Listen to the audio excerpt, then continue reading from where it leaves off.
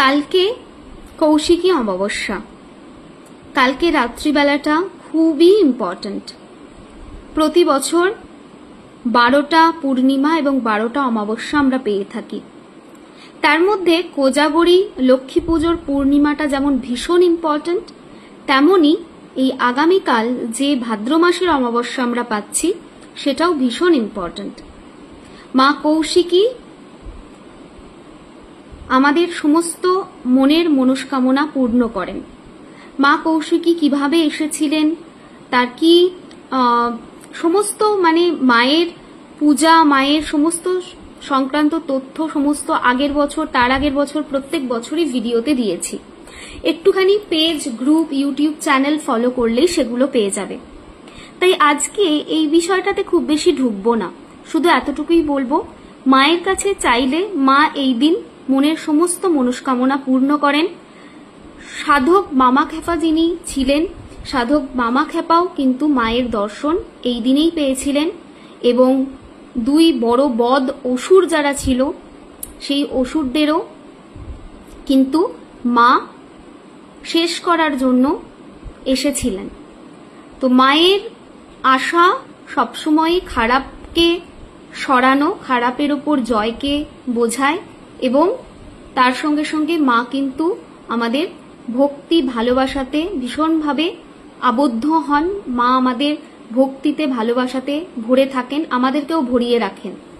So যদি কালকে remedy যা থাকবে তা যদি খুব ভালো করে মন দিয়ে করা যায় এবং ভক্তি করে করতে পারো, তাহলে কিন্তু কালকে রিমেডি বিফলে যাবে না।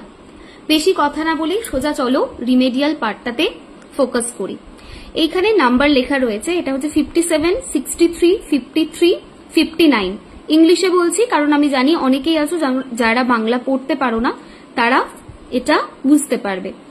এখানে লেখা রয়েছে 60, তারপরে হচ্ছে 51, তারপরে এটা রয়েছে আমাদের 66, তারপরে 54। এখানে রয়েছে 64, 56, 58, 53। এইখানে 50, 61, 55, 65। এইটাকে তোমাদের আগামীকাল লিখতে হবে সাদা কাগজে অথবা ভোজ্যপত্রে।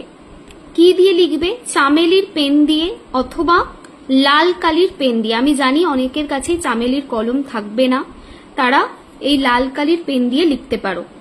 আর যাদের কাছে চামেলি থাকবে তারা চামেলির কলম দিয়ে লিখবে। একটা জায়গাতে গোলাপ এবং একটু জাফরান এই দুটোকে মেশাবে, মিশিয়ে পেস্ট করে নেবে, একটুখানি বেটে নেবে। সেখানে যে কালিটা তৈরি হবে সেই কালি দিয়েই চামেলির কলম দিয়ে লিখবে। আর যারা ডাইরেক্ট লাল পেন দিয়ে লিখছো তাদের এই গোলাপ বা জাফরানের পেস্টটা করার কোনো দরকার নেই। এটা পুরো করার পরে চ্যান্ট করবে ওং হস্তি পিশাচি লিখে স্বাহা। ওং হস্তি পিশাচি লিখে স্বাহা। এই যেটা লেখা রয়েছে এইটা যন্ত্রমটা আর এইটা দুটোকে কম্বাইন্ড করে এই রিমেডিটা দেওয়া রইল। সো লেখা হবে, প্রথমে লিখে নিলে, লিখে নেওয়ার পরে এই মন্ত্রটাকে পাঠ করতে হবে টানা আধ ঘন্টা, 30 মিনিটস টানা এটাকে অ্যাট এ টাইম রোতে বসে চ্যান্ট করতে হবে। সকাল, দুপুর, সন্ধ্যা এনি টাইম করা যাবে, তবে বেস্ট টাইম সবসময় হবে কালকে রাত্রে। তো আমি সবসময় সাজেস্ট করব কালকে রাত্রে করো, রাত্রের মধ্যে এনি টাইম করো, বাট কালকে রাত্রে করো। আর যদি মনে হয় যে না সেটা সম্ভব নয়, দিনেই করতে হবে, তাহলে সকালবেলা 11:18 পর করো, তার আগে করো না। ওকে, নাও ব্যাক টু রিমেডি। কি হবে? এটাকে ড্র করে এই মন্ত্রটা চ্যান্ট করবে 30 মিনিটস বসে। লাল বস্ত্র পরে বসবে, লাল আসনের ওপরে বসবে। লাল আসন না থাকলে প্লেন যে কোনো আসনে বসতে পারো। দেন চ্যান্ট করো। চ্যান্ট করা হয়ে গেল, তারপরে মায়ের কাছে কৃপা প্রার্থনা করো।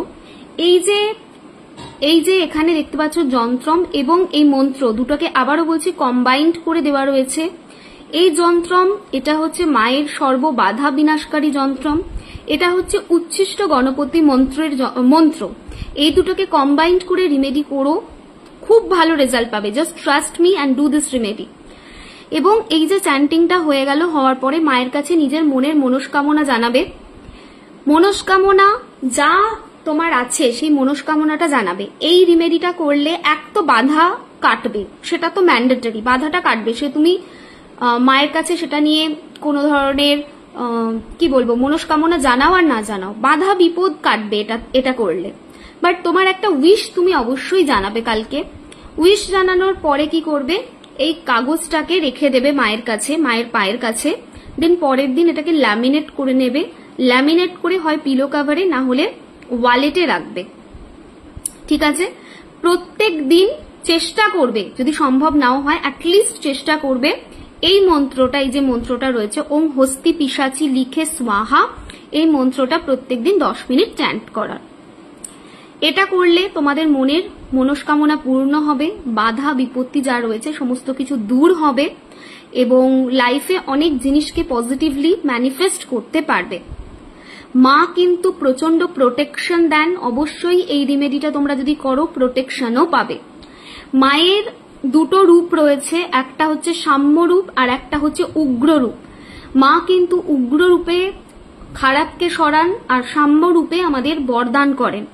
সো কালকে রেমেডিটা অবশ্যই করো। কালা অশৌচে করা যাবে, সদ্য অশৌচে করা যাবে না, পিরিয়ডে চাইলে করতে পারো, না চাইলে নাও করতে পারো, it's completely up to you. বাড়িতে যদি মা তারার মা কৌশিকীর কোনো পিকচার না থাকে কোনো অসুবিধা নেই, বাড়িতে নিশ্চয়ই লক্ষ্মী, সরস্বতী বা দুর্গা কোনো না কোনো কিছু থাকবে, কালী কোনো ছবি থাকবে, তো সেই ছবির কাছে বা সেই মূর্তির কাছে এই ড্রয়িংটা রেখে দেবে, ঠিক আছে? কালকে ধরো তুমি সন্ধ্যাবেলায় করলে, করার পর এই ড্রয়িংটাকে মায়ের কাছে রেখে দেবে, পরের দিন সকালবেলায় ওটাকে প্রিন্ট আউট করিয়ে নেবে। আচ্ছা, আরো একটা জিনিস, এইখানে আমি ড্রটা টানিনি, তোমরা কিন্তু টেনে নিও এইটা, হ্যাঁ এইভাবে টেনে নিও, এই যে এইভাবে লম্বা লম্বা করে টেনে নিও অবশ্যই কিন্তু, ঠিক আছে? এটা মাথায় রেখো। আর একটা জিনিস যেটা বলবো সেটা হচ্ছে এই যে ড্রয়িংটা করবে সেটা কিন্তু এই ফরম্যাটটা ফলো করেই করো। সবাই খুব ভালো থেকো, সুস্থ থেকো। মা তারা, মা কৌশিকী তোমাদের মনের সমস্ত মনস্কামনা পূর্ণ করুক, এটাই আমার উইশ থাকবে তোমাদের, যাতে সমস্ত মনস্কামনা পূর্ণ হয়।